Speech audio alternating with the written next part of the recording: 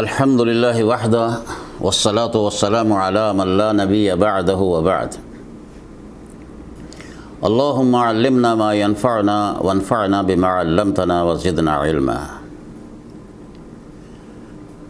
اللہم ارنا الحق حقا وارزقنا اتباعه وارنا الباطل باطلا وارزقنا اجتنابه۔ حضرات، آج کی یہ ریکارڈنگ ایک اشکال کو دور کرنے کے لیے ہے، اور وہ اشکال ہے قرآن مجید میں آیات بینات کے اندر کیا کوئی تضاد ہے یا ایک آیت دوسرے کی مخالف ہے؟ ہرگز نہیں۔ ایک میسج میں یہ دو چیزیں سامنے آئی ہیں، اس کی وضاحت مقصود ہے۔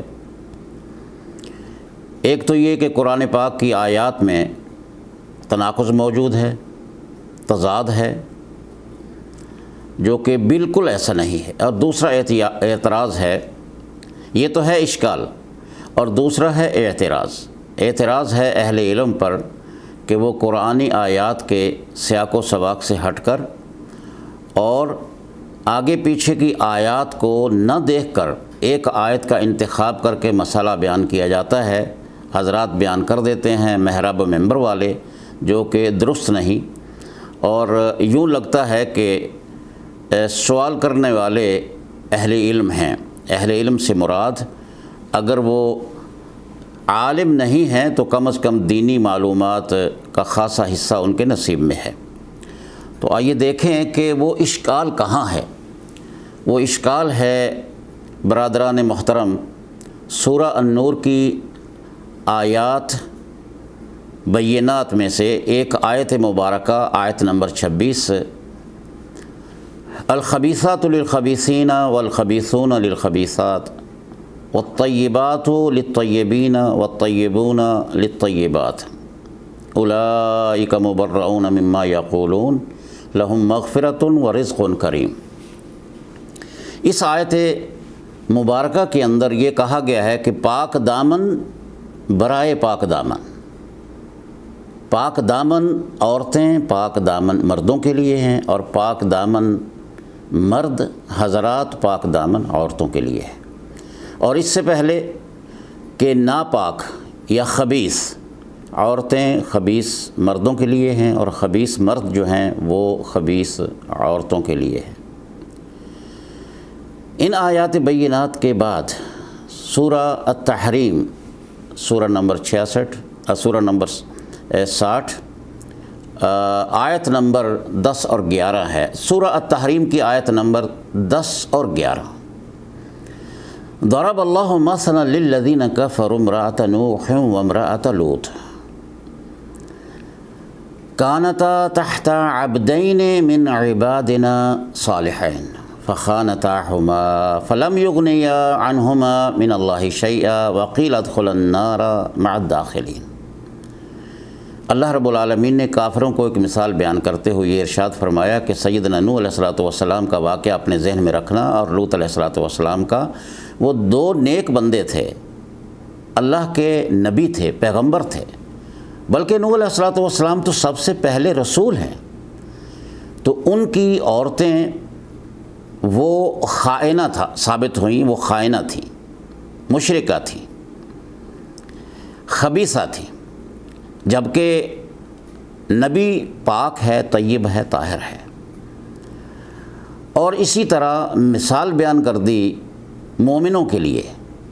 یہ تو ہے کافروں کے لیے کہ دیکھیے پیغمبر ہونے کے باوجود وہ اپنی عورت کے کام نہ آ سکے اللہ کے عذاب سے بچانے میں، یہ نسبت کام نہیں آئے گی۔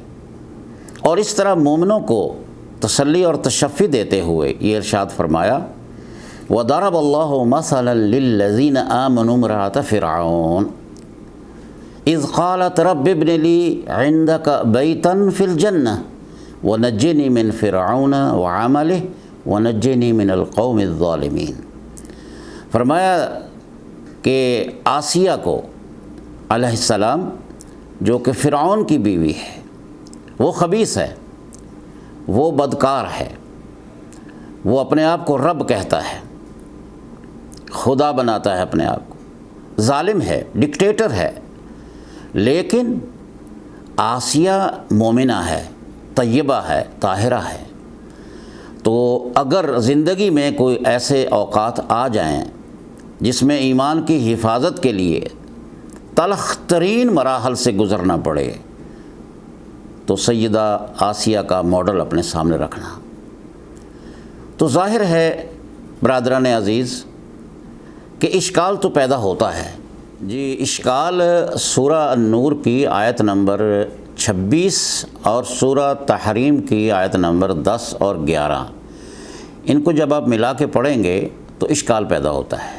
ایک طرف تو اصول بیان کیا جا رہا ہے کہ پاک دامن پاک دامنوں کے ساتھ اور ناپاک ناپاکوں کے ساتھ، اور ادھر اللہ کے پیغمبر پہلے رسول سیدنا نوح علیہ السلام اور ان کی بیوی، وہ پاک ہیں اور یہ ناپاک ہے، وہ موحد ہیں اور یہ مشرکہ ہے، وہ امانت دار ہیں اور یہ خائنہ ہے۔ بعینہ ہی اس طرح لوط علیہ السلام کی بیوی کا حال ہے، اور فرعون جو خود خبیث ہے، نافرمان ہے، باغی ہے اللہ کا، اس کی بیوی موحدہ ہے، طیبہ ہے، طاہرہ ہے، پاکیزہ ہے۔ تو اشکال پیدا ہونا ایک فطری بات ہے، لیکن اس کا حل کیا ہے؟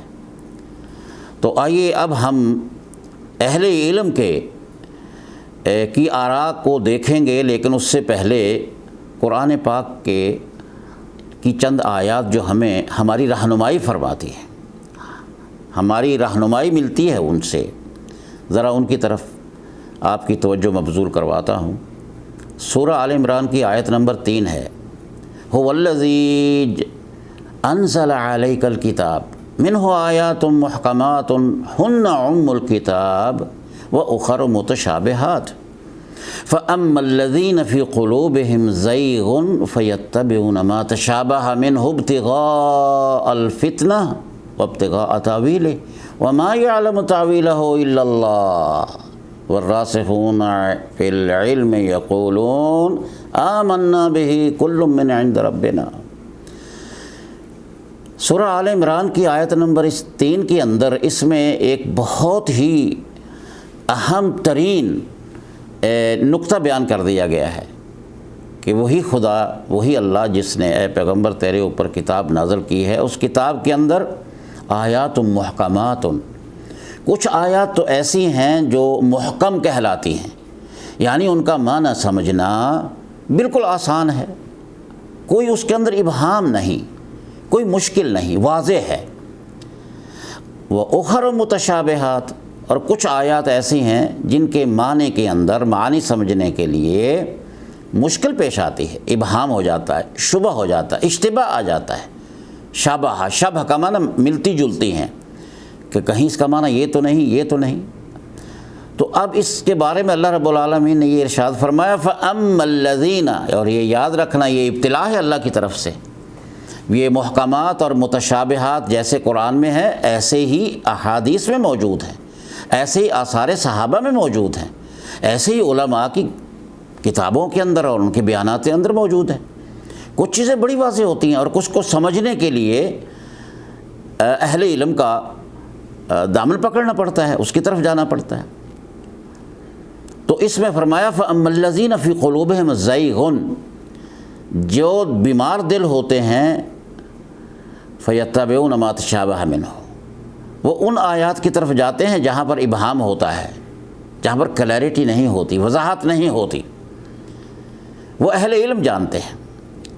اللہ رب العالمین نے فرمایا وَمَا يَعْلَمُ تَأْوِيلَهُ إِلَّا اللَّهُ، اس کی تعویل، اس کی تشریح، اس کی تعبیر، اس کا اصل کہ کیا مقصد ہے اس آیت مبارکہ کا، وہ صرف اللہ جانتا ہے، یا راسخین فی العلم، جو علم کے متبحر فی العلم جو لوگ ہیں، اہل علم ہیں، اہل ذکر ہیں، وہ جانتے ہیں اور وہ کہہ دیتے ہیں کہ یہ سبھی اللہ کی طرف سے ہے، کوئی تضاد نہیں ہے، کوئی ٹکراؤ نہیں ہے آیات بینات میں، صرف یہ ہے کہ اہل علم جانتے ہیں۔ میرے جیسے عام آدمی کو تو نہیں پتہ چلتا اہل علم سے مراد کون ہے، جو اس زبان کو جانتے ہیں جس زبان کو اللہ رب العالمین نے اختیار فرمایا آخری میسج اور پیغام دینے کے لیے، جس زبان کے اندر اللہ نے اپنے پیغمبر کو چناؤ کیا، جو زبان مبارک ہے سرور کائنات صلی اللہ علیہ وسلم کی، اور جس قوم کے اندر وہ قرآن نازل کیا گیا اس قوم کی زبان کیا ہے؟ وہ عربی زبان ہے۔ وہ عالم بنیادی طور پر عربی زبان سے مکمل باخبر ہوگا، اور پھر اس کے بعد اس پیغام سے باخبر ہوگا جسے قرآن کہتے ہیں، شریعت اسلامیہ سے، قرآن پاک سے اور قرآن کے علوم سے مکمل باخبر ہوگا، احادیث سے مکمل باخبر ہوگا۔ قرآن ہے، علوم قرآن ہے، حدیث ہے، علوم حدیث ہے، سیرت النبی صلی اللہ علیہ وسلم ہے، اس کے اصول و ضوابط ہیں۔ جب تک کوئی عالم اس حد تک اپنے آپ کو محنت کر کے یہاں تک نہیں پہنچا لیتا کہ وہ اجتہاد کر سکتا ہے، اس کو عالم نہیں کہا جاتا۔ اس لیے کوئی واعظ کی بات سن کر اگر کوئی اعتراض کرتا ہے تو اس کا اعتراض بے جا ہے، بجا نہیں، اس کی تشریح آگے آتی ہے۔ تو اس اعتراض اور اشکال کو سمجھنے کے لیے ایک تو پہلی بات میں نے عرض کر دی کہ محکم اور متشابہ آیات، جہاں پر شبہ پیدا ہوتا ہے، جہاں پر اشکال آتا ہے، دیکھیں محکم آیات کے اندر اوامر ہیں، نواہی ہیں، احکام ہیں، مسائل ہیں اور واقعات ہیں۔ کوئی واقعہ پچھلی قوم کا بیان کر دیا گیا، اس کو سمجھنے میں کیا مشکل ہے؟ اور متشابہ آیات میں ما وراء العقل باتیں ہیں، یعنی جو غیبیات سے تعلق رکھتی ہیں، ذات باری تعالیٰ کے بارے میں ہیں، فرشتوں کے بارے میں، جنت کے بارے میں، دوزخ کے بارے میں ہے، امور غیبیہ سے ان کا تعلق ہے، تو ان کو سمجھنے کے لیے اہل علم کی طرف جانا پڑے گا۔ جیسے دیکھیے آج وضعی جو قانون ہے، دنیاوی قانون ہے جو بناتے ہیں، اس کے بعد اس کے اندر امینڈمنٹ کرتے چلے جاتے ہیں، اس کے باوجود جب عدالت میں ایک اٹارنی جنرل بحث کر رہا ہوتا ہے گورنمنٹ کی طرف سے دفاع کرتے ہوئے، اور دوسرا جو ڈیفینڈنٹ ہوتا ہے اپنے کلائنٹ کی طرف سے، تو کیا دلائل دیتے ہیں؟ وہ جج سے کیا بات کرتے ہیں کہ سر دیکھیے کہ آرٹیکل نمبر فلاں کو اس کی شک نمبر 3 کے تحت جو لکھا ہو اس کو فلاں آرٹیکل کی شک نمبر 4 کے ساتھ اگر ملا کر پڑھیں گے تو یہ بات واضح ہو جائے گی۔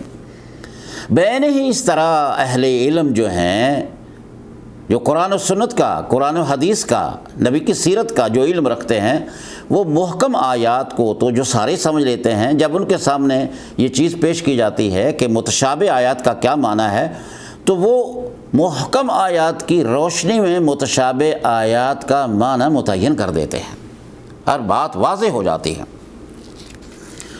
تو اس طرح جیسے اس آیت مبارکہ میں جو سورہ نور کی آیت نمبر 26 ہے، الخبیثات للخبیثین، تو میں خبیث اور خبیثات کا لفظ استعمال کروں گا، بار بار ناپاک اور پاک دامن کا لفظ لمبا ہے، اس کی تفصیل میں جائے بغیر یہی سمجھے کہ خبیث خبیث کے ساتھ ہوتے ہیں اور طیب طیب کے ساتھ ہوتے ہیں، مرد و زن۔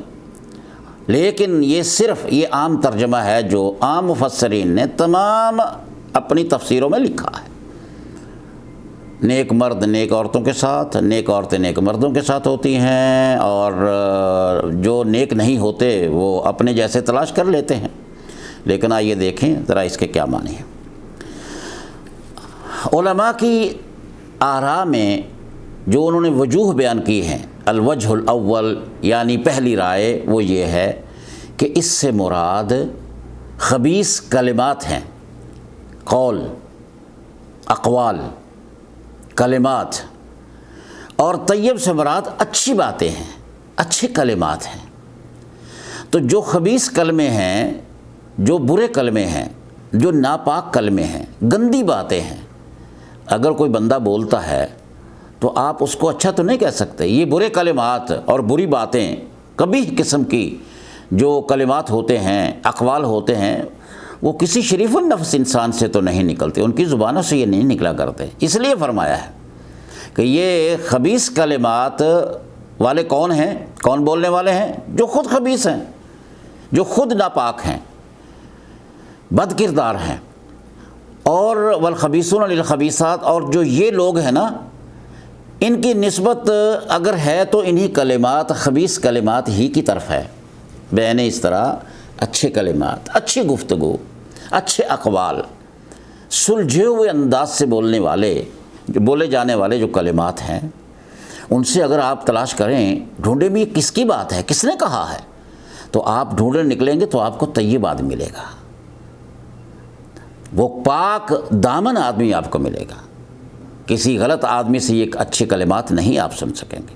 تو اس لیے فرمایا وَالطَّيِّبُونَ لِلطَّيِّبَاتِ، اگر آپ کے پاس کوئی بندہ عقل مند، سمجھدار، نیک، پرہیزگار آ کے آپ بیٹھ جائے گا تو کیا توقع کریں گے آپ اس سے یہی توقع ہوگی کہ وہ جو بولے گا اچھا بولے گا، اس لیے کہ اس سے اچھے کلمات ہی نکلتے ہیں۔ یہ کلیہ ہے، یہ قاعدہ ہے۔ اور دوسری الوجہ الثانی، یعنی دوسری رائے علماء کی یہ ہے، اہل علم کی، علماء سے مراد جو اہل علم ہیں ان کی رائے نمبر 2 یہ ہے کہ اس سے مراد اعمال ہیں، افعال ہیں۔ پہلے تھے کلمات اور اقوال، اور اس کی دلیل قرآن میں ملتی ہے۔ الم تر کیف ضرب اللہ مثلا، کیا آپ نے نہیں جانا، کیا آپ نہیں جانتے اس بات کو، اللہ نے کتنی پیاری مثال دی ہے۔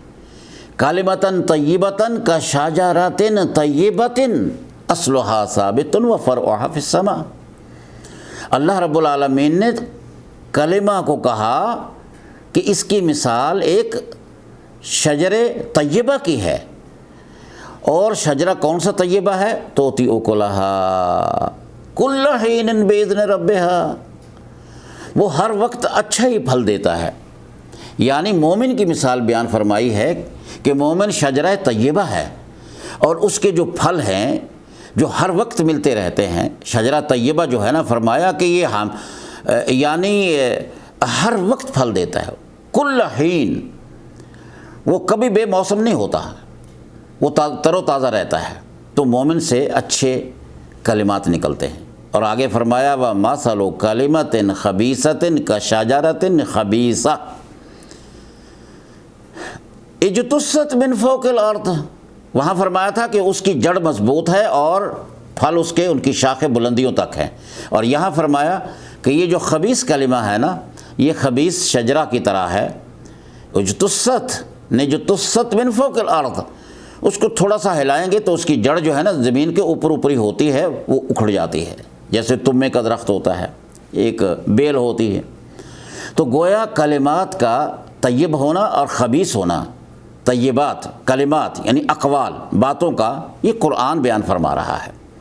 کلمۃ طیبہ کشجرۃ طیبہ، اور کلمۃ خبیثہ مثل کلمۃ خبیثۃ کشجرۃ خبیثہ، اور اس سے کیا ملے گا؟ خبیث درخت، جو گندا درخت ہے، اس سے گندے پھل نکلیں گے۔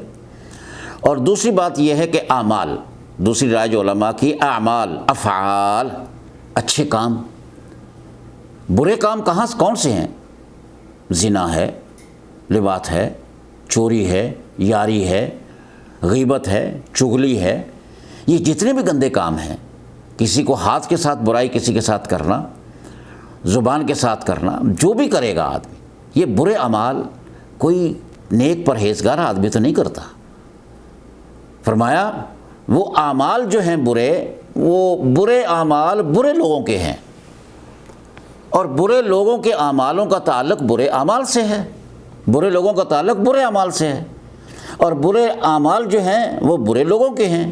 اور نیک اعمال، نیکی کی بات کرنا، نیکی کا عمل کرنا، پڑوسی کا خیال کرنا، کسی غریب آدمی کی مدد کر دینا، کسی کے کام آ جانا، کسی کا علاج کرا دینا، کسی کو راستہ دکھا دینا، کسی کو تعلیم دے دینا، اپنوں کا خیال رکھنا، صلہ رحمی کرنا، پڑوسیوں کا خیال رکھنا، دوست احباب کو دیکھنا کہ وہ کہیں بھٹک تو نہیں کہ ان کی رہنمائی کرنا، جتنے بھی اعمال ہیں، تو یہ کوئی برے آدمی شرابی کبابی سے تو ممکن نہیں ہے۔ کون کریں گے یہ اچھے لوگ کریں گے۔ اس لیے فرمایا الطیبات للطیبین، نیک اچھے اعمال جو ہیں، افعال جو ہیں، وہ اچھے لوگوں سے نکلتے ہیں۔ اور فرمایا والطیبون للطیبات، اور جو اچھے لوگ ہیں ان کی نسبت اگر ہوگی تو برے اعمال کی طرف نہیں ہوگی، اچھے اعمال کی طرف ہوگی۔ اور تیسری رائے علماء کی، اہل الذکر کی یہ ہے کہ نیک عورتیں نفوس طیبہ کے ساتھ اور نفوس خبیثہ کے ساتھ. اب شادی کے لیے دیکھ لیجئے کہ آدمی جب شادی کرتا ہے تو وہ کیا تلاش کرتا ہے. وہ کہتا ہے کہ اگر نیک آدمی ہے تو وہ تلاش کرے گا کہ مجھے ایسی عورت ملے، میرا شریک حیات وہ ہو جو مجھے سمجھے اور جیسے میں اچھا ہوں اسی طرح وہ بھی اچھی ہو. طیب کی تلاش میں ہوتے ہیں، خبیث کی تلاش میں ہوتے ہیں. اور یہ حقیقت ہے. حدیث میں ہے، نبی صلی اللہ علیہ وسلم نے ارشاد فرمایا تنکح المرأۃ لاربع. یہ بخاری اور مسلم کی حدیث ہے کہ عورت کو 4 اسباب ہیں، 4 وجوہ ہیں جس کی وجہ سے عورت کو پسند کیا جاتا ہے اور عورت سے شادی کر لی جاتی ہے. لمالہا، لجمالہا، ولحسبہا، ولدینہا. اور فرمایا نبی صلی اللہ علیہ وسلم نے یا اس کا چہرہ مورا دیکھا جاتا ہے، خوبصورتی دیکھی جاتی ہے، اور یا اس کا مال دیکھا جاتا ہے، یا اس کا خاندان حسب نسب دیکھا جاتا ہے کہ ماں باپ کیسے ہیں، خاندان کیسا ہے، یا اس کا دین دیکھا جاتا ہے. یہ 4 ہی وجوہات ہیں، 4 اسباب ہیں. آدمی جب ان کو دیکھتا ہے اس کے لحاظ میں کوئی ایک پسند کر لیتا ہے، اس میں شادی کر لیتا ہے. لیکن تاکید کے طور پر نبی صلی اللہ علیہ وسلم نے کیا ارشاد فرمایا؟ علیک ذات الدین طالبات یداک، دین والی کو پسند کر لینا. اس کا یہ مطلب نہیں ہے کہ مال، جمال اور حسب نسب کی وجہ سے شادی کرنا کو حرام ہے. نہیں، ترجیحاً ارشاد فرمایا نبی صلی اللہ علیہ وسلم نے کہ اگر آپ کو 2 رشتے آئیں آپ کے سامنے، خوبصورت بھی ہے، حسب و نسب والی بھی ہے، اور مالدار بھی ہیں، مال بھی ہے، خاندان بھی بہت اچھا ہے، اور خوبصورت بھی ہے، اور ایک دین والی ہے اور دوسری دین میں کمی ہے، تو فرمایا اس موقع پر ترجیح دین والی کو دینا، دوسری سے شادی کرنا حرام نہیں ہے. اور فرمایا طالبات یداک، خوش رہو گے. پنجابی میں ترجمہ کروں تو مجھے ذرا بڑا پسند آ رہا ہے کہ میں بات کہوں اس کو. حالانکہ یہ طالبات یدا کا معنی ہے تیرے ہاتھ مٹی میں لگیں. یہ عربوں کے ہاں نا، راغمہ انف فلاں، راغمہ انفک، تیری ناک خون اپنا مٹی آلود ہو. حالانکہ ہے تو لغوی لحاظ سے تو یہ ہے، اس میں شر پائی جاتی ہے، اس معنی اچھا نہیں ہے. لیکن عرب ان کے لیے بولا کرتے تھے، عربوں کے ہاں رواج تھا. یہ راغمہ انفن و طالبات یدا کا ان لوگوں کے لیے یہ مصطلحات بولی جاتی تھی جن سے کسی کو محبت ہوتی تھی. یہ عربوں کے اندر تھی. اب جو آدمی ان مصطلحات کو سمجھتا نہیں، عربوں کے ماحول کو نہیں سمجھا، اس نے کیا سمجھانا ہے دین آگے؟ طالبات یدا کا یہاں آ کے اٹک جائے گا. تو نبی صلی اللہ علیہ وسلم نے فرمایا طالبات یدا کا، پنجابی میں ترجمہ پتہ کیا ہے اس کا ترجمہ یہ ہے، کاکا دین والی نو پسند کر رہے ہیں، چنگا رہے گا. جمال اس میں بھی ہے، مال اس کے پاس بھی ہے، حسب نسب اس کا بھی ہے. لیکن میں پھر دہراتا ہوں کہ اس کا معنی یہ نہیں ہے کہ آپ جمال کو بھی چھوڑ دیں جو فطری چیز ہے، خوبصورتی کو بھی چھوڑ دیں جو فطری چیز ہے، اور مال کو بھی چھوڑ دیں اور حسب نسب کو بھی چھوڑ دیں، باقی سب کو چھوڑ دیں، صرف دین والی تلاش کریں. ایسا نہیں ہے، یہ غلط فہمی ہے. ہاں، ایک حدیث نہیں لیکن علماء اس کو بیان کر رہے ہیں. ازہر کے علماء کو میں نے سنا ہے کہ انہوں نے اس کو حدیث کہہ کے بیان کیا ہے، جبکہ یہ حدیث نبی صلی اللہ علیہ وسلم تک نہیں پہنچتی، ضعیف ہے، لیکن معنی کے لحاظ سے لاجواب ہے. یہ کلمات آپ صحابہ تک پہنچتے ہیں، تابعین نے کہے ہیں، اس سے نیچے کسی علماء نے کہے ہیں. بہرحال حدیث تو ضعیف ہے، کلمات بڑے پیارے ہیں. پہلی بات تو یہ ہے کہ اذا اردت دنیا یعنی مال علیک بالعلم، اگر آپ مال کمانا چاہتے ہیں تو آپ کو علم حاصل کرنا پڑے گا. یہ بات واضح ہے نا. وَإِنْ أَرَدْتَ الْآخِرَةَ فَعَلَيْكَ بِالْعِلْمِ، اور اگر آپ آخرت سنوارنا چاہتے ہیں تب بھی آپ کو علم حاصل کرنا پڑے گا. وَإِنْ أَرَدْتَهُمَا مَعًا، یعنی اگر آپ ان دونوں کو لینا چاہتے ہیں، بھی دین بھی مل جائے اور دنیا بھی مل جائے، فَعَلَيْكَ بِالْعِلْمِ، پھر بھی آپ کو علم حاصل کرنا پڑے گا. لیکن اگر آپ دین اور دنیا دونوں کو ملا کر اگر آپ حاصل کرنا چاہتے ہیں، دین بھی مل جائے، ربنا آتنا فی الدنیا حسنہ وفی الآخرۃ حسنہ، فعلیک بالدین العلم الشرعی، پھر یہاں آ کر شرعی علوم کا حاصل کرنا بڑا لازمی اور ضروری ہو جائے گا۔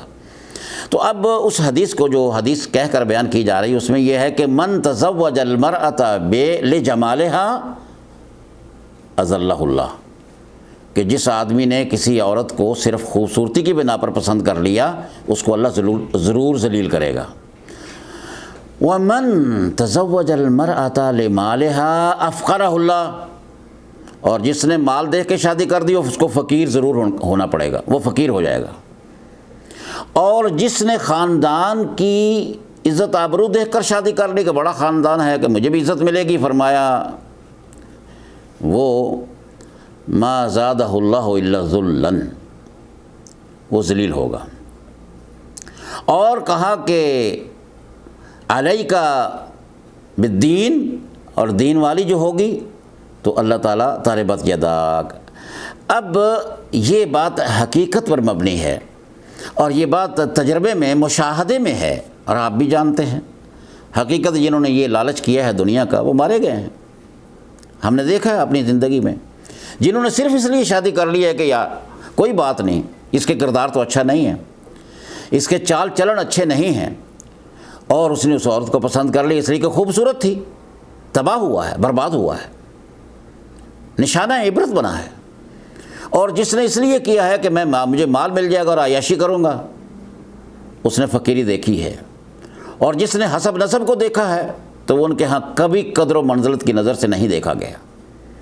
اور جس نے حسب نسب بھی دیکھا، مال بھی دیکھ لیا، جمال بھی دیکھ لیا، لیکن کمپیریٹیولی اگر کچھ چیزوں کے اس کے اندر وہ چناؤ کا وقت آ گیا کہ ادھر مال بھی ہے، دین بھی ہے، حسن بھی ہے، جمال بھی ہے، ادھر دین نہیں، تو اس موقع پر اگر اس نے دین کو پسند کر لیا ہے، اگر اس نے یہ بھی کہہ دیا کوئی بات نہیں مال نہیں ہے، دین والی تو ہے نا، چلیے خیر ہے، دنیاوی ظاہری لحاظ سے جمال بھی نہیں ہے، کوئی بات نہیں، لیکن سیرت کے ہم غلام ہے، صورت نہیں تو کیا، سرخ و سفید مٹی کی مورت ہوئی تو کیا، اگر کوئی اس بات کی طرف آ جاتا ہے تو اللہ جانتا ہے کہ تاربت یدا کا مصداق وہ بندہ بنا ہے، کیونکہ گھر والی نے گھر کے لیے رونق مہیا کرتی ہے، برکتیں آ گئی ہیں۔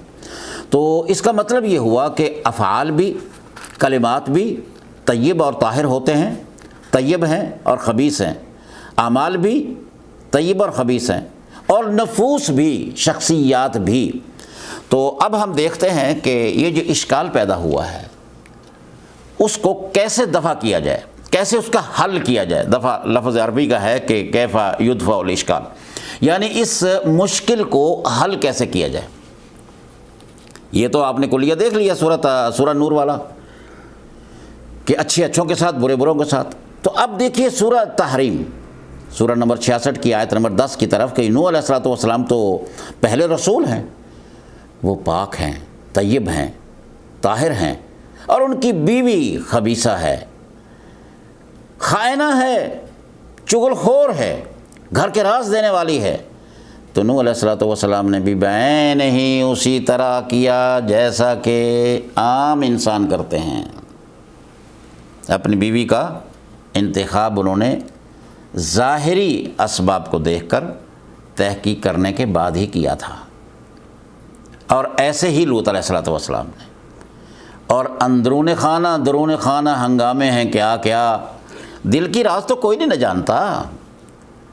بعد میں اسی لیے فرمایا فخانتاہما، یہ اس دلیل ہے یہ کلمہ اس بات کی کہ سیدنا نوح علیہ السلام نے اور سیدنا لوط علیہ السلام نے اپنی بیویوں کا جو انتخاب کیا تھا وہ ظاہری اسباب کو نیک سمجھتے ہوئے کیا تھا، ایسا ہرگز نہیں تھا۔ حالانکہ پہلی شریعتوں میں مشرکہ کے ساتھ نکاح جائز تھا، شروع اسلام کے اندر بھی جائز تھا۔ صدر اسلام میں مشرکہ عورت کے ساتھ نکاح جائز تھا، مشرک مرد کے ساتھ بھی۔ خود رسول اللہ صلی اللہ علیہ وسلم کا لخت جگر سیدہ زینب رضی اللہ تعالی عنہ وارضاہا، ان کے خامد کون ہیں؟ ابو العاص ابن ربیع، مشرک تھے، اور ان کی ہجرت کے بعد تک بھی مشرک رہے ہیں، اس کے بعد مسلمان ہوئے ہیں۔ اگر عورت مسلمان ہوتی ہے اور اس کے بعد اس کا خامد بھی مسلمان ہو جاتا تو نکاح برقرار رہتا ہے، نئے نکاح کی ضرورت نہیں ہے۔ اور اسی طرح حضرت عمر رضی اللہ تعالیٰ عنہ نے اپنی 2 مشرکہ عورتوں کو، بیویوں کو طلاق دی ہے بعد میں۔ یہ بات اگرچہ بعد میں آنے والی تھی، لیکن پہلے میں نے عرض کر دی کہ اگرچہ شریعت میں اس موقع پر مشرکہ کے ساتھ جائز تھا نکاح کرنا، پہلی شریعتوں میں یہ جائز تھا، لیکن نوح علیہ السلام نے ایسا نہیں کیا۔ انہوں نے ظاہری اسباب کی تحقیق کی ہے، نیک سمجھ کر شادی کی ہے، اور خیانت کا لفظ کہ فخانتاہما، انہوں نے خیانت کی ہے، یہ الفاظ بتا رہے ہیں کہ انہوں نے نیک سمجھ کر شادی کی تھی، اس لیے کہ غیب کی خبروں کا مالک کون ہے؟ صرف اللہ۔ دیکھیے نبی صلی اللہ علیہ وسلم کو اللہ رب العالمین نے کیا ارشاد فرمایا؟ وَمِمَّنْ حَوْلَكُمْ مِنَ الْأَعْرَابِ مُنَافِقُونَ وَمِنْ أَهْلِ الْمَدِينَةِ مَرَدُوا عَلَى النِّفَاقِ لَا تَعْلَمُهُمْ نَحْنُ نَعْلَمُهُمْ۔ اللہ اکبر۔ غیب کی خبریں دینے والوں، اللہ کے بندو، کہ فلاں کو بھی غیب ہے، فلاں کو بھی غیب ہے، یہ دیکھیے قرآن کیا کہہ رہا ہے۔ بڑی صراحت کے ساتھ اللہ رب العالمین نے فرمایا اپنے پیغمبر کو کہ تیرے ساتھ منافقین بھی چلتے ہیں، منافقین ہیں۔ وَمِنَ الْأَعْرَابِ مِمَّنْ حَوْلَكُمْ مِنَ الْأَعْرَابِ مُنَافِقُونَ، یہ اعراب جو ہے نا، یہ بدو لوگ جو آپ کے دائیں بائیں آتے ہیں اور آپ کے پاس ہیں، یہ منافق ہیں ان میں سے۔ وَمِنْ أَهْلِ الْمَدِينَةِ، اور اہل مدینہ میں سے بھی لوگ ایسے منافق ہیں کہ مَرَدُوا عَلَى النِّفَاقِ، اڑے ہوئے ہیں نفاق کے اوپر۔ جب آپ جہاد پہ جاتے تھے آپ کے ساتھ منافقین بھی ہوتے تھے، منافق جایا کرتے تھے، لیکن یہاں پر نبی صلی اللہ علیہ وسلم کو اللہ پاک کیا فرما رہے ہیں؟ رب العالمین نے کیا فرمایا؟ لا تعلمہم نحن نعلم، آپ کو نہیں پتہ، یہ سید الرسل ہیں۔ بہنیں اس طرح نوح علیہ السلام کو نہیں پتہ لگا، اور سیدنا لوط علیہ السلام کو اپنی بیوی کے انتخاب کے لیے جب انہوں نے انتخاب کیا ہے تو نہیں پتہ چلا۔ لہٰذا یہ تعارض نہیں ہے، یہ ٹکراؤ نہیں ہے، یہ فہم کی غلطی ہے، یہ لا علمی میں ہوتا ہے ایسا کہ انسان یہ سمجھتا ہے کہ شاید اس کے اندر ٹکراؤ آ رہا ہے۔ یہ ٹکراؤ نہیں ہے، ایک اصطلاح ہے، وہ عام لوگوں کے تو بس میں ہی نہیں، بلکہ عام علماء جو ہیں ان کے بھی بس میں نہیں ہے، جب تک کہ بندہ محقق نہ ہو۔ اس لیے فرمایا اہل علم کے پاس جانا ہے۔ وہ یہ ہے کہ مخالفہ یعنی اختلاف التنوع او اختلاف التضاد، اب یہ تو بحث ہی ایک الگ ہے۔ عام آدمی صاحب پوچھیں گے کسی عام عالم سے تو اس کو بیچارے کو کیا پتہ ہے، یہ محققین کی بات ہے۔ میرے جیسے آدمی جو ہیں سطحی سا علم رکھنے والے، وہ تو سادگی کے ساتھ بیان کرنے والے لوگ ہوتے ہیں، ہم واضح ہو جاتا ہے، لوگوں کو بھلا ہو جاتا ہے، تحقیق ایک الگ چیز ہے۔ تو لوط علیہ السلام اور نوح علیہ السلام کی تحقیق اپنی جگہ پر تھی، علم غیب نہیں تھا ان کے پاس۔ اگر ان کے پاس ہوتا علم غیب تو وہ کبھی ان عورتوں کا انتخاب نہ کرتے۔ نوح علیہ السلام کی بیوی راز دیا کرتی تھی، لوط علیہ السلام کی بیوی بھی گھر میں آنے والے مہمانوں کے بارے میں بتلایا کرتی تھی، اپنے خاندان کے ساتھ جا کر ان کی خیر خواہی کے اندر، اور بلکہ نوح علیہ السلام کی بیوی تو ان کو پاگل کہتی تھی، مجنون کے لفظ ملتے ہیں کہ میرا خامد پاگل ہے، سبحان اللہ، میرا خامد فلاں ہے۔ شاید اس نے دیکھا جب وہ کشتی بنا رہے تھے کہ جناب علی پانی وانی تو ہے نہیں، کشتی کو بنا رہے ہیں، کہ اس لیے اس کا ذہن اس طرف چلا گیا ہوگا۔ کبھی وہ پاگل کہہ دیتی، کبھی گھر کے راز دے دیتی، جو نوح علیہ السلام کے چند لوگ ماننے والے ہیں، 950 سال واز کیا، چند لوگ ہی آئے، بات بن نہیں سکی، اکثریت نے قبول نہیں کیا، بڑی مائنارٹی تھی، ان کے راز بھی بتایا کرتی تھی۔ تو دوستو بات یہ ہے کہ راز کی بات اللہ کو پتہ ہے، کسی اور کو نہیں پتہ۔ لہٰذا ان آیات بینات کے اندر کوئی تضاد نہیں ہے، یہ تنوع ہے، تنوع آپ کہہ سکتے ہیں۔ تنوع کیا ہوتا ہے؟ اختلاف تنوع یہ ہوتا ہے کہ دو ہیں چیزیں، تین چیزیں ہیں، اور تینیں دو چیزیں دو ہی صحیح ہیں، تینیں تو تین ہی صحیح ہیں، لیکن انداز بدل جاتا ہے بیان کرنے میں۔ مثلا تشہد کا معاملہ ہے، وہ بھی ایک الگ موضوع ہے کہ اس کو عبداللہ ابن مسعود جو بیان کرتے ہیں وہ ایک دوسرا انداز ہے، سیدہ عائشہ بیان کرتی ہے وہ تیسرا انداز ہے، ایک عبداللہ ابن عمر بیان کرتے ہیں تیسرا انداز ہے تشہد ہی، اس کے اندر کوئی اختلاف نہیں ہے، انداز ہے بیان کرنے کا، تو اس کو ہم کہتے ہیں اختلاف تنوع۔ خیر، بہرحال بات یہ ہے کہ قرآن سے لوگوں نے فائدہ اٹھانے کی کوشش کی، اپنا مطلب نکالنے کی، فمن فَأَمَّا الَّذِينَ فِي قُلُوبِهِمْ زَيْغٌ فَيَتَّبِعُونَ مَا تَشَابَهَ مِنْهُ ابتغاء الفتنہ، فتنہ پیدا کرنے کے لیے، اپنے معنی نکالنے کے لیے متشابہات کی طرف جاتے ہیں جن کے معانی واضح نہیں ہوتے۔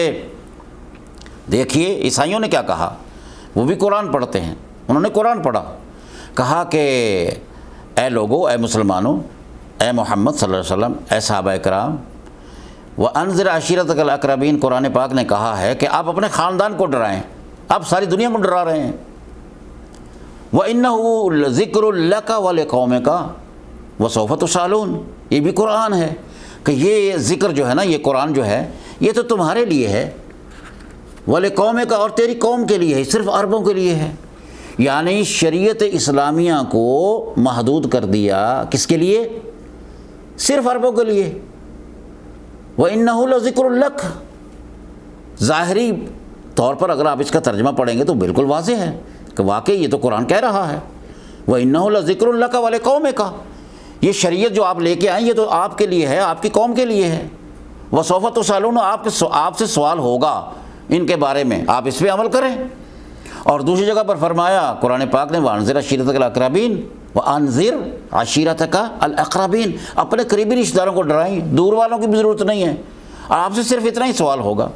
تو ان کو دوسرے مقام پر آئے قرآن پاک نظر نہیں آیا، وَإِنَّهُ لَذِكْرٌ لِّلْعَالَمِينَ، یہ تو جہانوں کے لیے ذکر ہے۔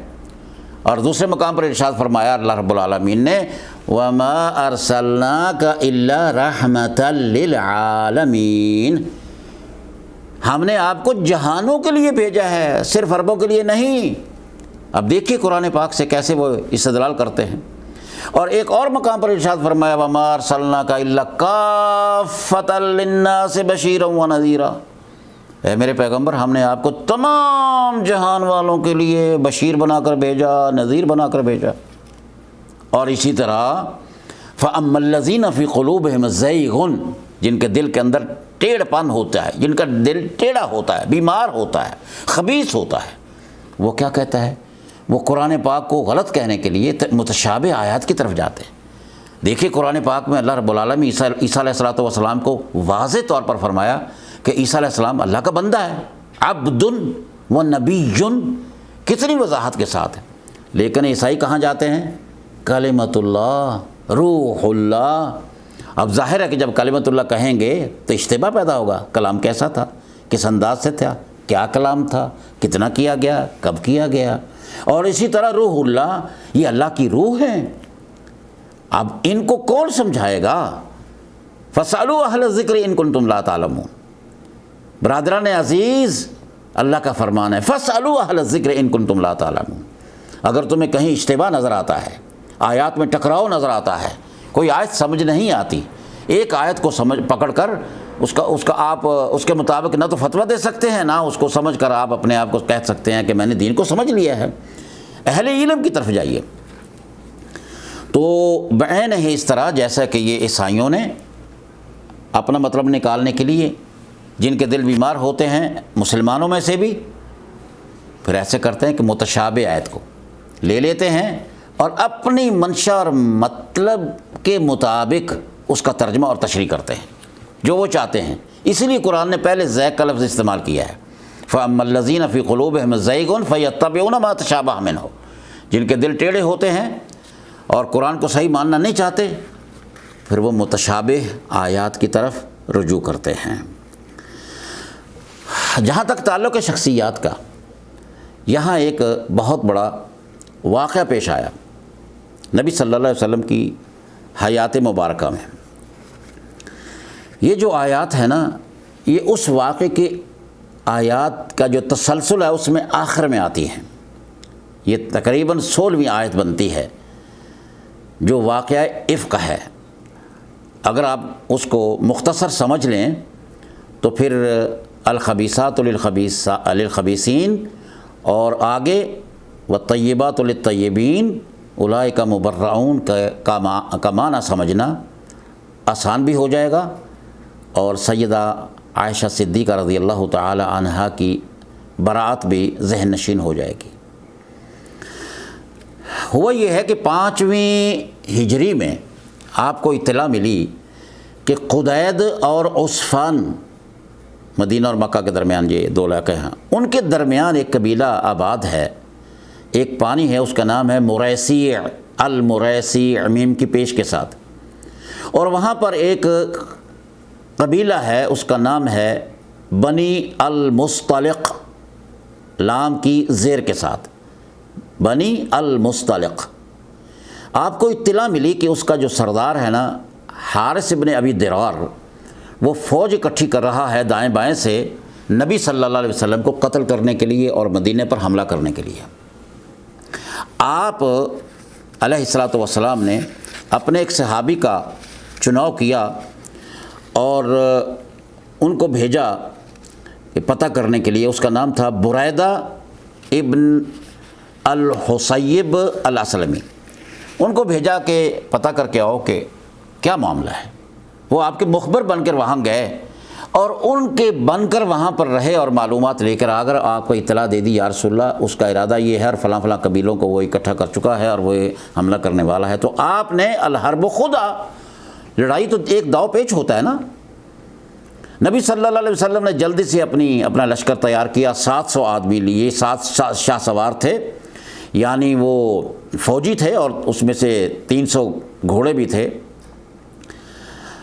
ان کو لے کر آپ نے اچانک ان کے اوپر حملہ کر دی۔ سفر ہے لمبا، گئے وہاں پر، اور جب ان کو اچانک حملے کی وہ تاب نہ لا سکے تو وہ ساری جو فوج تھی ان کی وہ بھاگ نکلی، اور کچھ لوگ ان کے مارے گئے، کچھ نکل گئے، قبیلے دائیں بائیں ہو گئے، اور کچھ پکڑے گئے، قیدی بنا لیے گئے، کافی سارے لوگ قیدی ہوئے۔ ان کے خاندان میں سے جو الحارث ہے اس کی بیوی، اس کی ایک بیٹی تھی برہ، تو وہ بھی قیدیوں میں آ گئی۔ تو جس وقت یہ لوگ بھاگ گئے ہیں تو وہاں پر پانی لینے دینے میں 2 آدمیوں کا اختلاف ہو گیا۔ ایک جہجہ نامی ہے، جہجہ الغفاری، جہجہ ابن مسعود الغفاری، یہ حضرت عمر رضی اللہ تعالیٰ عنہ کے اجیر تھے، یہ گویا یہ مہاجر تھے۔ اور دوسرا آدمی ہے، اس کا نام سنان، یاد آیا، سنان ابن وبر الجوہنی، یہ خزرج کا ہے تو بنی عوف کا، جو خزرج کے ساتھ ان کا حلیف تھا ان میں سے تھا۔ ان کا آپس میں وہاں پر پانی لینے دینے میں، اور ایک اور بھی واقعہ آتا ہے کہ اس نے کو ہاتھ سے اشارہ کیا جو اس کے جسم کو لگا دیا ایسی جگہ پر کہ جہاں پر وہ عیب ہوتا ہے۔ تو بہرحال آپ یوں سمجھے کہ اختلاف ہو گیا، تو وہ یہ جو خزرج کا تھا نا، یہ انصاری تھا سنان، اس نے کہا یا معاشر الانصار، یہ دوسرا کلمہ ملتا ہے کہ یا للانصار، اور مہاجر نے بھی پکار دیا یا معاشر المہاجرین۔ بات بڑھ گئی، بات بڑی ہے تو نبی صلی اللہ علیہ وسلم تک اطلاع پہنچ گئی، تو آپ نے فرمایا چھوڑیے اس کو۔ اور اس موقع پر ایک آدمی تھا جو رئیس المنافقین تھا، اور ان 700 کے اندر منافقین بھی مدینہ سے نبی صلی اللہ علیہ وسلم کے ساتھ بنی مصطلق میں گئے۔ اس غزوے کا نام ہے غزوہ بنی مصطلق یا غزوہ المریسیع، پانی کی وجہ سے۔ تو اس آدمی نے کہا اچھا یہ ہے کہ یہ لوگ آنے والے ہیں۔ اس نے بڑے ہی گندے کلمات کہے ہیں مہاجرین کے لیے، اور لعن طعن کی انصار پر۔ کہا دیکھا تم نے، اپنے گھر دیے ان کو، اپنے پیسے دیے ان کو، سب کچھ قربان کر دیا ان کے لیے، وقت آنے والا ہے کہ یہ تمہیں گھر سے نکال دیں گے۔ اور اس نے جو لفظ استعمال کیے ہیں بہت ہی مشکل سے میں وہ ادا کر رہا ہوں۔ اس نے کہا سمن کلبک یا کلک، علیاذ باللہ، کتے کو موٹا کرو، پالو، کھلاؤ پلاؤ اس کو تاکہ وہ تمہیں کھائے گا، جس کو تم پالو گے وہ کھائے گا۔ گویا اس نے کیا کہہ دیا انصار کو، اور یہ باتیں نبی صلی اللہ علیہ وسلم تک پہنچنا شروع ہو گئی۔ اور ساتھ ہی اس نے ایک کلمہ کہہ دیا، کہا یاد رکھنا لئن رجعنا الی المدینہ لنخرجن الاعز منها الاذل۔ تو ہم جو عزت والے ہیں، یعنی وہ خود رئیس المنافقین عبداللہ ابن ابی ابن سلول اور اس کے جو ساتھی تھے وہ سارے عزت والے ہیں، اور نبی صلی اللہ علیہ وسلم اور آپ کے صحابہ جو ہیں، جو انصار ہیں، وہ جو مہاجرین ہیں، وہ گویا ذلیل ہیں، استغفر اللہ، ہم ان کو وہاں سے نکال دیں گے۔ اور یہ بات بھی نبی صلی اللہ علیہ وسلم تک پہنچ گئی۔ کون پہنچانے والے ہیں؟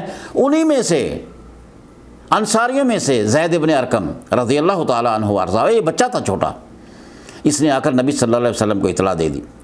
جب یہ منظر آپ کے سامنے آیا تو آپ نے فوراً حکم دے دیا فوراً قافلہ روانہ ہو جائے۔ یہ رات کا وقت تھا اور قافلہ روانہ ہو گیا۔ سبحان اللہ۔ صحابی آیا، کہنے لگا یا رسول اللہ آپ نے کبھی ایسا نہیں کیا، آپ کی تو حیات مبارکہ میں، آپ کی سیرت طیبہ میں، آپ کی زندگی مبارک کے اندر ہم نے دیکھا کہ آپ تو سفر اپنا فجر کی نماز کے بعد شروع کرتے ہیں، رات کو آپ نے حکم دے دیا ہے۔ تو آپ نے فرمایا تجھے پتہ نہیں یہ کیا واقعات ہو رہے ہیں، کیا باتیں آ رہی ہیں؟ اس نے تو یہ بھی کہہ دیا ہے، عبداللہ ابن ابی ابن سلول نے، اس کا بیٹا وہ بھی ساتھ تھا اور اس کا نام بھی عبداللہ ہے، وہ جلیل القدر صحابی ہے۔ اور نبی صلی اللہ علیہ وسلم نے جب اس کو بتایا، اس صحابی کو، کہ اس وقت اس موقع پر یہ باتیں شروع ہیں جو فتنہ پیدا کر رہی ہیں، اس لیے میں نے آرڈر دیا ہے، حکم دے دیا ہے قافلہ کی روانگی کا، رات کے وقت، رات کے اندھیرے میں۔ تو اس نے کہا یا رسول اللہ اللہ کی قسم وہ ذلیل ہیں، آپ عزت والے ہیں، آپ عزت والے ہیں، وہ ذلیل ہیں، وہ غلط سمجھ بیٹھے ہیں اپنے آپ کو معزز۔ تو اس کا ذکر اس درس کے آخر میں تھوڑا سا ہوگا کہ اللہ رب العالمین اپنے بندوں کی برات کیسے کرتا ہے۔ تو نبی صلی اللہ علیہ وسلم ان کو لے کے آ گئے ہیں، تو راستے میں جب دن چڑھا ہے تو آپ نے پڑاؤ کا حکم دے دیا، وہاں پڑاؤ ہو گیا۔ ہودج جو تھا، جس میں سیدہ عائشہ صدیقہ رضی اللہ تعالی عنہا فرماتی ہیں، خود بیان کرتی ہیں کہ نبی صلی اللہ علیہ وسلم جس وقت قافلہ روانہ ہوتا تھا، جہاد کے لیے جاتے تھے تو آپ قرآن اندازی کرتے تھے۔ اس موقع پر میرا نام نکلا تو میں آپ کے ساتھ گئی تھی اور پھر یہ واقعہ پیش آیا۔ آپ نے قافلے کو وہ عزت، عفت، آبرو کی، وہ تو اوج ثریا پر تھی نا، وہ رفع حاجت کے لیے، اپنی فطری قضا پوری کرنے کے لیے وہ رات کے اندھیرے کے اندر بہت دور قافلے سے نکل گئی، جہاں پڑاؤ کیا ہوا تھا، اس مریسی کا جو مقام تھا، مریسی سے تو نکل آئے تھے، راستے میں جو پڑاؤ کیا تھا، تو اس میں دور نکل گئی، واپس آئی نا، تو پھر ان کو خیال آیا، سینے پہ ہاتھ مارا تو میرا ہاتھ ٹوٹ گیا ہے، ہار ٹوٹ گیا ہے، تو اس کی تلاش کے لیے وہاں چلی گئی دوبارہ، اور اتنے میں اس واقعے کو دیکھ کر نبی صلی اللہ علیہ وسلم نے قافلے کو روانہ کر دیا۔ تو اس موقع پر وہ واپس رہ گئے۔ پہلے تو اس نے کہا تھا نا کہ ہم نکالیں گے، اب اس نے کہا کہ قافلہ جو ہے نا وہ تو روانہ ہو چکا ہے، اب سیدہ عائشہ صدیقہ رضی اللہ تعالیٰ عنہ واپس آتی ہیں تو دیکھتی ہیں، تو کہا کہ اب تو قافلہ جا چکا ہے۔ انہوں نے سمجھا کہ میں ہودج میں بیٹھی تھی، انہوں نے اونٹ پہ رکھ لیا اور چلے گئے، جب مجھے دیکھیں گے کہ میں نہیں ہوں تو واپس آئیں گے تلاش کرنے کے لیے۔ وہیں بیٹھ گئی اور لیٹ گئی اور نیند آ گئی۔ اللہ اکبر کبیرہ۔ تو صفوان ابن معطل السلمی، یہ بہت بڑے نیک آدمی تھے، صحابہ کرام میں بڑے جلیل القدر صحابی، نبی علیہ الصلوۃ والسلام کے بڑے محبوب ہیں۔ آپ نے ان کی ڈیوٹی لگائی تھی کہ آپ قافلے کے پیچھے آنا، تاکہ کوئی سامان گر جاتا ہے، رہ جاتا ہے، بھول جاتے ہیں لوگ، تو ان کو لے کے آنا۔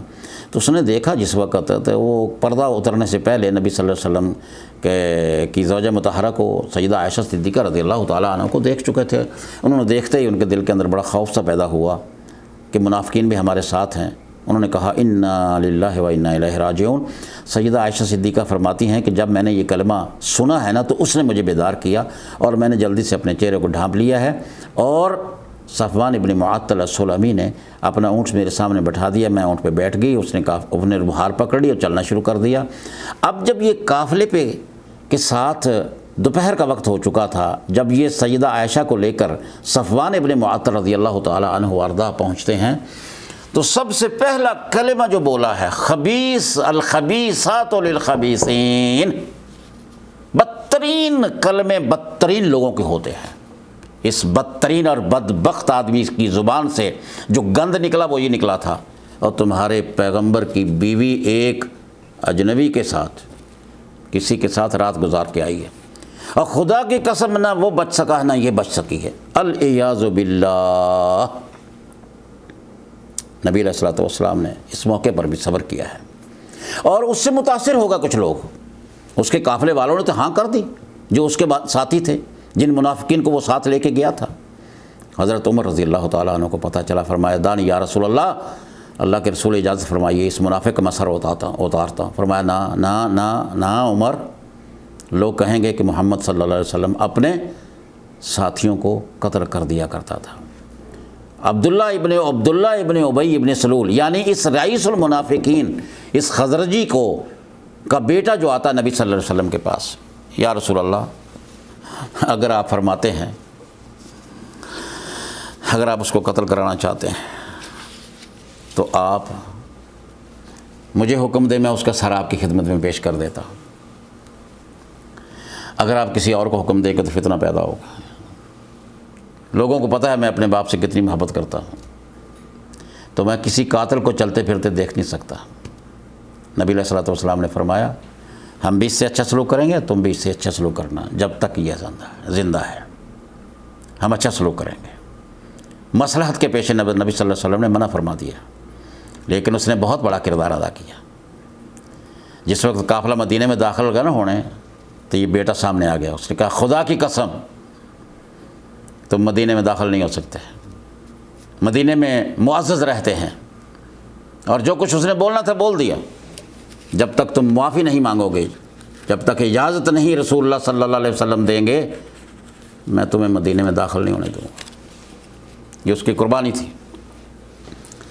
خیر، نبی علیہ الصلوۃ والسلام تشریف لے آئے ہیں، وہ بھی آگے ہیں، مدینہ میں باتیں شروع ہو گئی ہیں، سیدہ عائشہ کو کوئی پتہ نہیں، اور نبی علیہ الصلوۃ والسلام پریشان ہو گئے ہیں۔ لوگ باتیں کر رہے ہیں، منافقین باتیں کر رہے ہیں، اور نبی علیہ الصلوۃ والسلام کی پریشانی بڑھتی جا رہی ہے۔ مہینہ بھر نبی علیہ الصلوۃ والسلام نے صبر فرمایا ہے۔ حضرت عائشہ فرماتی ہیں کہ نبی علیہ السلام میرے ساتھ بڑا ہی پیار کرتے تھے، پیار سے تو ہمارا کہا کرتے تھے، تو اب ماحول ایسا بدل گیا کہ آپ فرماتے سلام بلاتے کیفتیکم، کیا حال ہے، یہ پوچھ لیتے تھے۔ جب مجھے پتہ چلا ایک تقریباً مہینے کے بعد میں باہر گئی ہوں مدینہ سے ام مستہ کے ساتھ رفع حاجت کے لیے، تو اس کو ٹھوکر لگی کہ اس نے اپنے بیٹے کے لیے بد دعا کر دی۔ میں نے کہا آپ اپنے بیٹے کے لیے، ماں بھی بد دعا کرتی ہے؟ اس نے کہا تمہیں کیا پتہ تیرے بارے میں کیا باتیں کر رہا ہے میرا بیٹا، کیا کر رہا ہے؟ اس نے بتا دیا کہ اس نے یہ الزام لگایا ہوا ہے، اور صحابہ میں سے کچھ لوگ شامل ہو گئے۔ ایک حمنہ بنت جہش تھی، ایک اسامہ تھے، اور ایک حضرت حسان تھے۔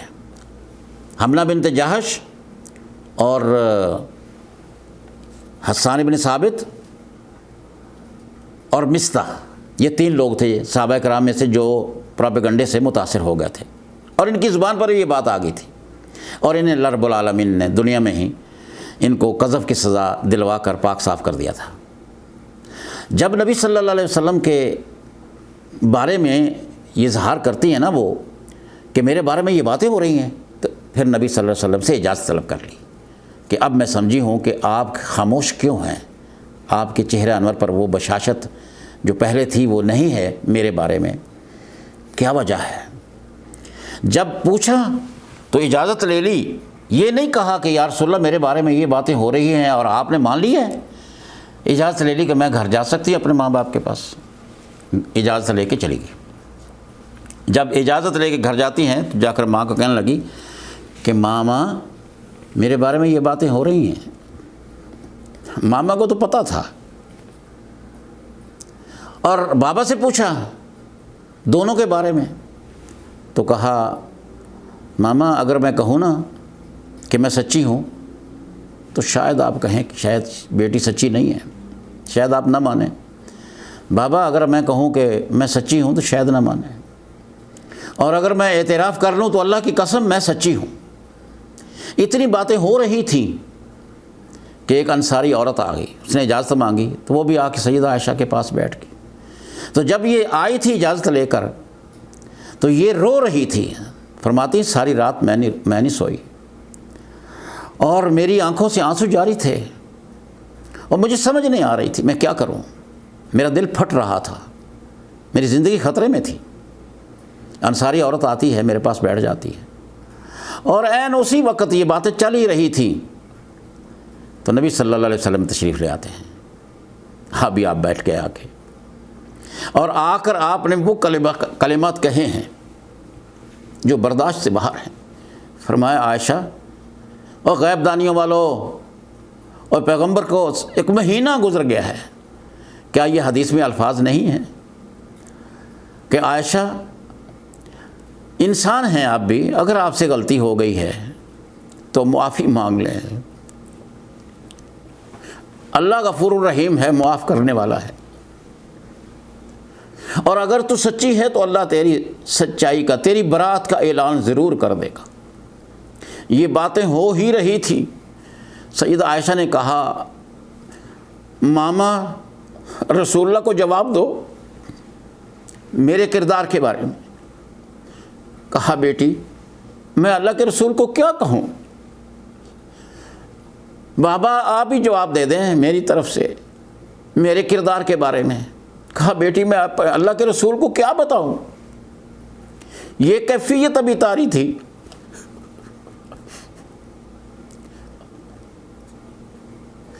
غیبی آواز نے جواب دے، غیبی آواز آ گئی، نبی صلی اللہ علیہ وسلم پر وحی کی حالت طاری ہو گئی۔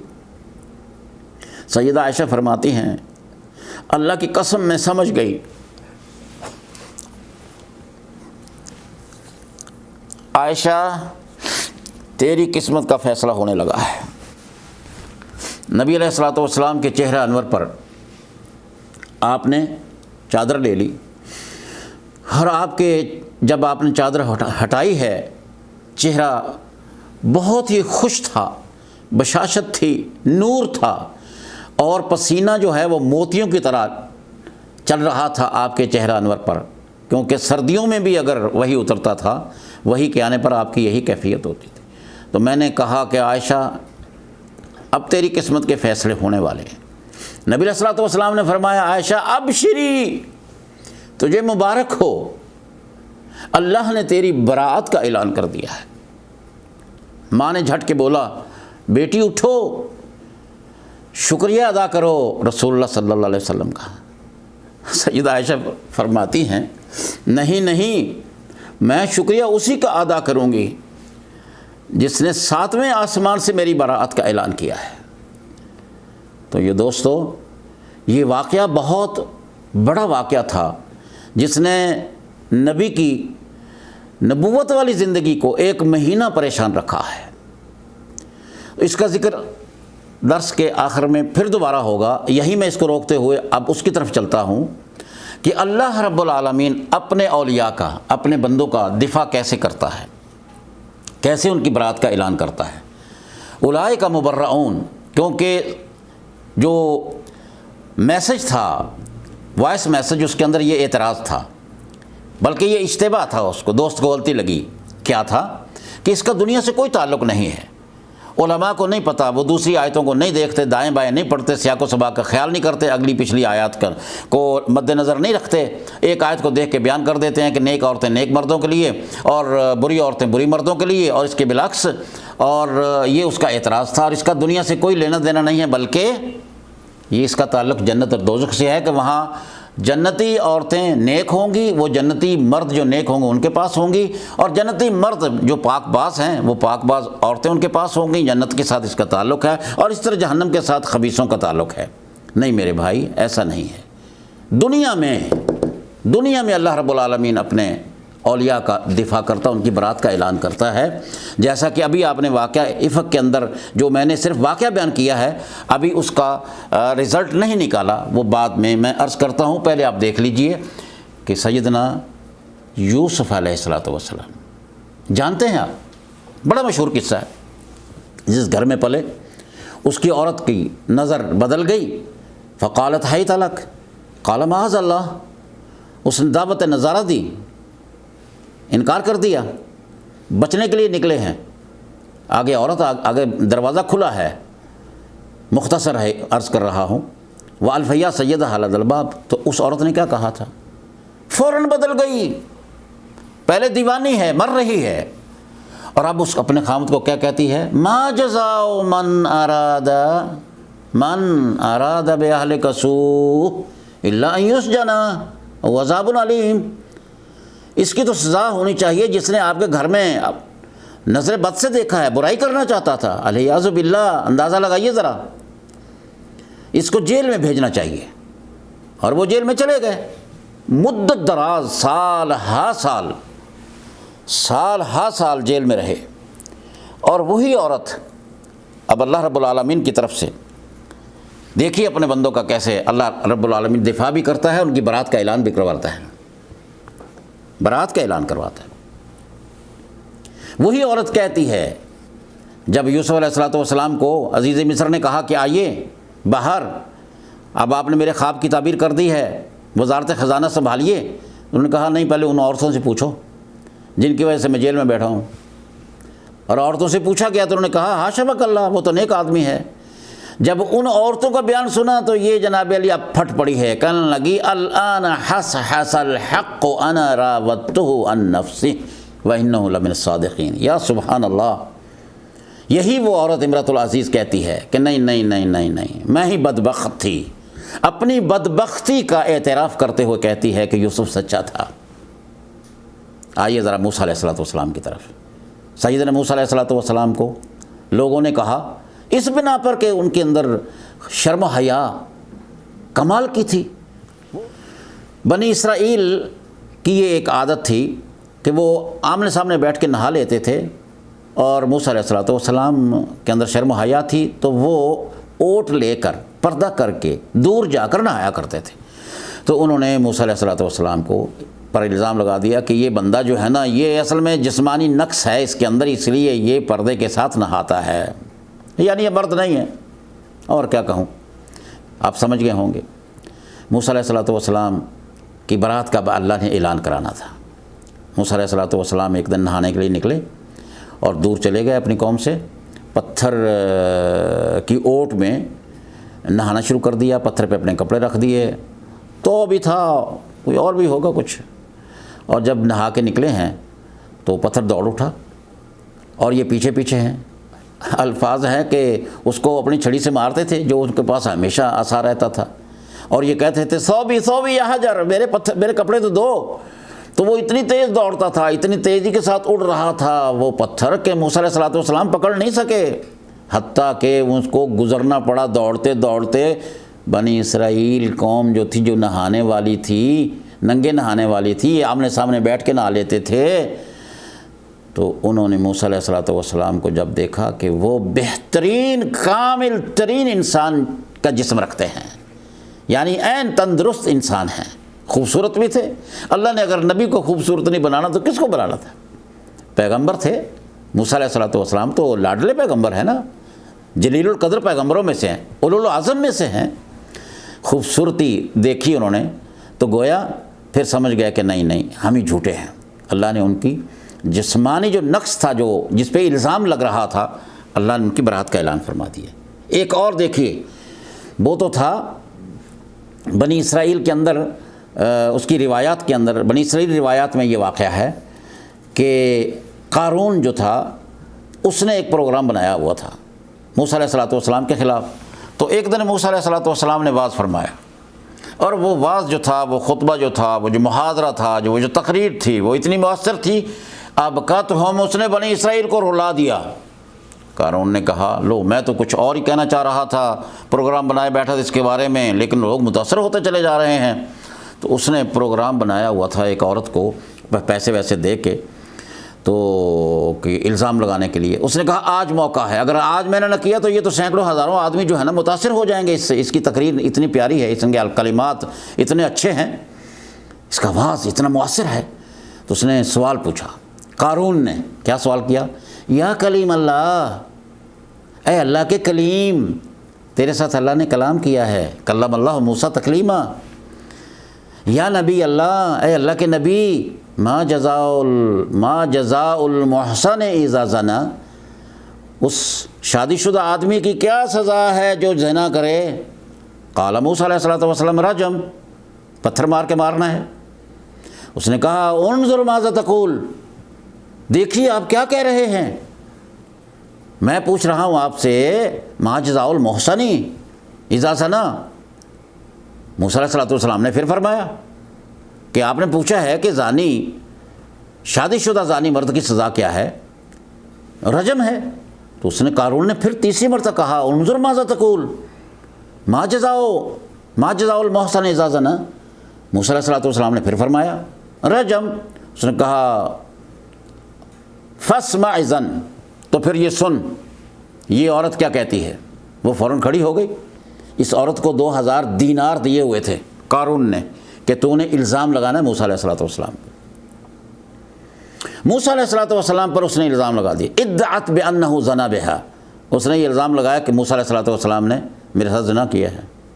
آپ اندازہ لگائیے، مجمع عام جہاں پر ایک مبلغ تبلیغ کر رہا ہو، ایک اللہ کا پیغمبر واعظ کر رہا ہو، مجمع عام ہو، وہاں پر ایک عورت کھڑی ہو کے الزام لگا دے، کیا خیال ہے آپ کا؟ مجمع والے کیا سوچیں گے؟ 2-4 اگر بچ بھی جائیں اکثریت کیا کہے گی کہ نہیں کچھ نہ کچھ تو ہوگا نا جی۔ آنچ خلوت بے روت آنکار دیگر می کند، جو فارسی کے جملے ہیں کہ جب تنہائی میں جاتے ہیں بزرگ جناب علی پتہ نہیں کیا کچھ کرتے ہیں تو 100 قسم کے خیالات آئیں گے ان کے ذہنوں کے اندر۔ موسیٰ علیہ السلام نے موقع نہیں دیا ان لوگوں کو، فوراً فرمایا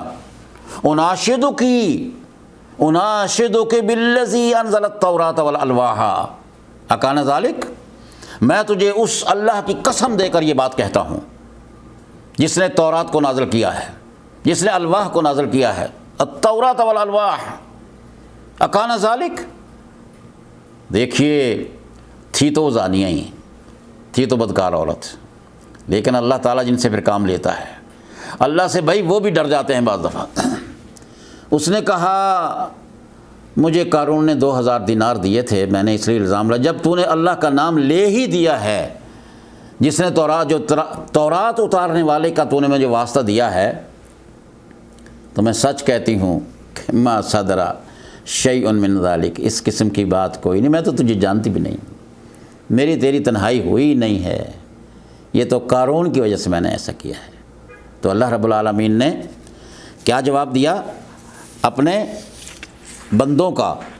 اللہ رب العالمین نے دفاع کیا ہے۔ پہلا واقعہ میں نے سنایا یوسف علیہ السلام کا، اور دوسرا آپ نے سنا ہے پہلا یوسف علیہ السلام کا اور دوسرا موسیٰ علیہ السلام کا، اور تیسرا آئیے زید ابن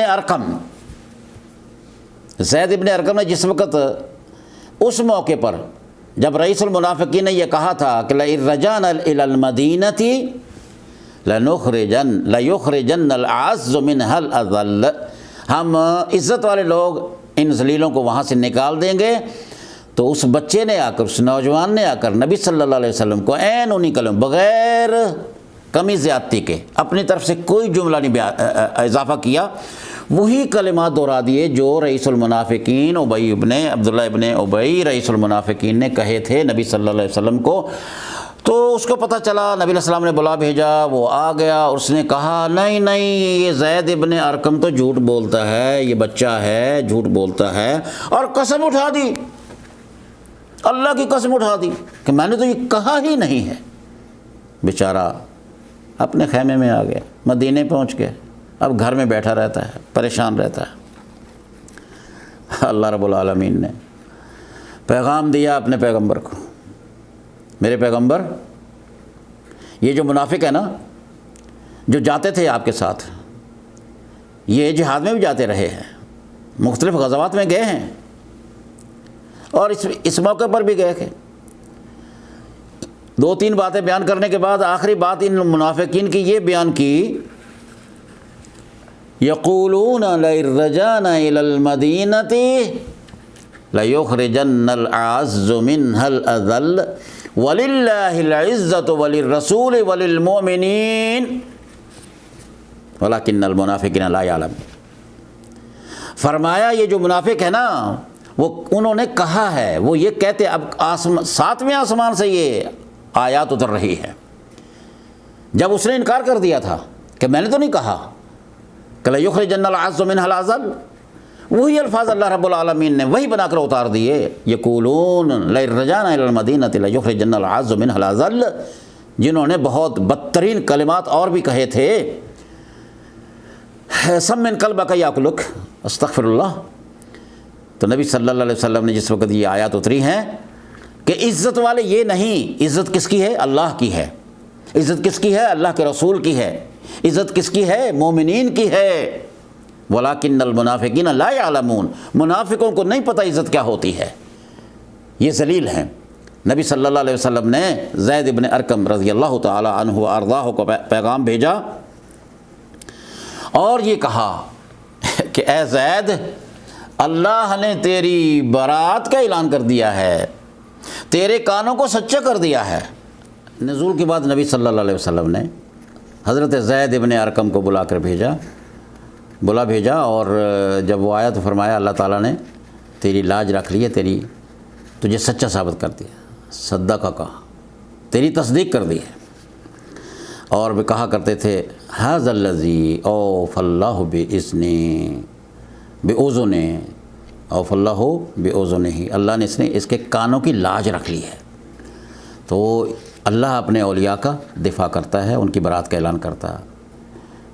پیشتر اس سے کہ میں سیدہ عائشہ صدیقہ رضی اللہ تعالی عنہ کا ذکر کروں، سیدہ مریم کا تھوڑا سا حصہ آپ سن لیجئے کہ جب ان کو قوم نے ان پر بھی الزام لگا دیا تھا کہ ان لکھا، یہ جو ہے نا بچہ کہاں، کس کا ہے بچہ ہے، لقد جئت شیئا فریّا ما کان ابوک امرأ سوء وما کانت امک بغیہ، نہ تیرا باپ ایسا تھا نہ تیری ماں ایسی تھی۔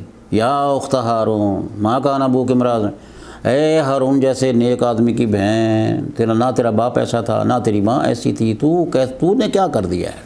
فاشارت الیہ، انہوں نے اشارہ کر دیا کہ بچے سے پوچھ لو۔ وہ کہنے لگا کیف نکلم من کان فی المہد صبیا، یہ بچہ بھی کبھی بولتا ہے، اس سے کیا پوچھیں گے ہم؟ آپ جب بتا ہی نہیں رہی کہ اس کا باپ کون ہے۔ تو پھر سیدنا عیسیٰ علیہ السلام نے کیا جواب دیا؟ انی عبد اللہ آتانی الکتاب وجعلنی نبیا، مجھے اللہ تعالیٰ نے کتاب عطا کر دی ہے، مجھے نبی بنا دیا ہے۔ تو گویا اللہ تعالیٰ اپنے اولیاء کا دفاع کرتے ہوئے ان کی برات کا اعلان اس دنیا میں بھی کرتا ہے۔ یہ بالکل نہ سوچیں کہ ان آیات کا کوئی تعلق جو ہے نا وہ دنیا کے ساتھ نہیں، دنیا میں بھی ہے۔ لہم مغفرۃ و رزق کریم، مغفرت ہے، اور مغفرت کہاں ہوتی ہے، کس کی ہوتی ہے مغفرت؟ کہ انسان غلطی کرتا ہے، بڑے لوگوں سے بھی ہو جاتی ہے۔ اگر غلطی نہ ہوتی صحابہ کرام سے، یہ جو شامل ہو گئے تھے انہیں کو فرمایا جا رہا، اللہ رب العالمین نے فرمایا۔ تو یہ آیت نمبر جو ہے نا یہ 11 سے شروع ہوتی سورہ نور کی، آیت نمبر 11 سے لے کر 26 تک، 19 تک جائیں آپ یا اس کے بعد 26 تک جائیں، تو یہ سلسلہ چلتا ہے افک کا۔ افک کہتے ہیں بہت بڑے بہتان کو جو ان منافقین نے سیدہ عائشہ صدیقہ رضی اللہ تعالی عنہا پر لگا دیا تھا، اور اس کا پھر اللہ رب العالمین نے کس طرح بندوبست کیا، ان کی برات کا اعلان کیسے فرمایا۔ جس طرح ہوا کہ ان الذین جاؤوا بالافک عصبۃ منکم، یہ جو بہت بڑا بہتان باندھ کے آ گئے ہیں، یہ تمہارے میں سے ایک گروہ اور تمہارے میں سے ایک جماعت ہے جنہوں نے سیدہ عائشہ صدیقہ رضی اللہ تعالی عنہ۔ اور یاد رکھیے پہلی بات، الطیبات للطیبین والطیبون للطیبات، نیک پاک دامنوں کے ساتھ، مرد ہوں یا عورتیں ہوں، یہ ذہن میں رکھیے گا۔ اقوال بھی، افعال بھی، اور نفوس بھی، یعنی شخصیات بھی۔ یہ صرف اس سے مراد نہ تو صرف فعل لیا جا سکتا ہے، نہ اس سے صرف مراد کلمے لیے جا سکتے ہیں، یہ تینوں ہی باتیں ہیں۔ اشمل یہ ہے، یعنی یہ عام ہے، عام، اس میں کلمات بھی ہیں، اس میں افعال بھی ہیں، اور اس میں شخصیات بھی ہیں۔ تو ان آیات میں جو ترجمہ کیا گیا ہے وہ ہے شخصیات کا، کہ سیدہ عائشہ صدیقہ رضی اللہ تعالی عنہا پر جو الزام لگایا گیا، بہتان لگایا گیا، بہت بڑا بہتان لگایا گیا، آپ نے پیغمبر کو رلا دیا ہے اس سلسلے میں۔ اس بہتان نے فرمایا آپ یہ سمجھیں کہ یہ آپ کے لیے برا ہے، نہیں، اس کے اندر بڑی بھلائی بھی ہے۔ بھلائی کیا تھی کہ مقام بیان کرنا تھا سیدہ عائشہ کا، کتنا درجہ بلند ہو گیا ان کے خاندان کا۔ قیامت تک یہ سورہ النور پڑھی جائے گی، سیدہ کی برات کا اعلان لوگ کرتے رہیں گے، پڑھتے رہیں گے، سمجھتے رہیں گے، سمجھاتے رہیں گے۔ اور اس سلسلے میں یہ فرمایا کہ اس کا تعلق دنیا میں بھی، دنیا ہی سے ہے۔ وہ کیا ہے کہ الطیبات للطیبین والطیبون للطیبات۔ اب بتائیے کہ نبی صلی اللہ علیہ وسلم جو خود فرما رہے ہیں کہ تنکح المرأة لأربعہ، لجمالها ولمالها ولحسبها ولدینها، اپنے لیے آپ شریکہ حیات کیسے پسند کریں گے؟ کیا خیال ہے؟ جو آپ ایک اصول وضع فرما رہے ہیں کہ عورتوں کو پسند کیا جاتا ہے فلاں فلاں فلاں فلاں وجہ سے، اور دین کے بارے میں آپ تاکید فرما رہے ہیں، کیا آپ سوچ سکتے ہیں کہ آپ تو طیب ہیں بلکہ اطیب الطیبین ہیں؟